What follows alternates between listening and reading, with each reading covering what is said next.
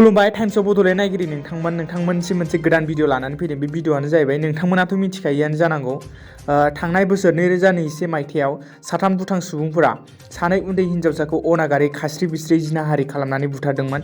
बै उन्दै हिन्जावसा सानैखौ बुथारग्रा दुथां सुबुंफोरखौ मैया थामहिनबा 8 एप्रिल खालारखालि फासिनि साजा होनाय जाबाय होनना जों खौरां बिजोङाव नुनो मोन्दों। बिसोर साथाम दुथां सुबुङा फरिजुल रेहमान, नाजिबुल आली शेख आरो मुजामिल शेख मोना सानै उन्दै हिन्जावसाखौ जिनाहारि खालामना बुथारनायनि दायाव थांनाय बोसोरनि 14 जुनाव एरेस्ट खालामजादोंमोन, नाथाय मैया फासिनि साजा होजाबाय। दायो दं जोंहा गुवाहाटीनि खानाफारा भेटेरिनारि कलेज गेलेग्रा फोथाराव रंजालि आसाम फेस्टिभेल खुंगासिनो। दिनै नैथि सान जाबाय। बे रंजालि आसाम फेस्टिभेलाव गसाइगावनि रैसुमै बसुमतारीजों डिजाइन खालामजानाय फेशन श' 10 एप्रिलाव जागोन। थामहिनबा गाबोन बे फेशन श'आ जागोन। बिनिखायनो जायफोरा बे फेशन श'खौ नायहैनो गोसो दं बिथांमोना गोसो गुदुं सुबुंफोरा थांनानै नायहैनो हागोन। स' दिनैनि भिडिअ'आ एसेनोसै, गोजोन्थों।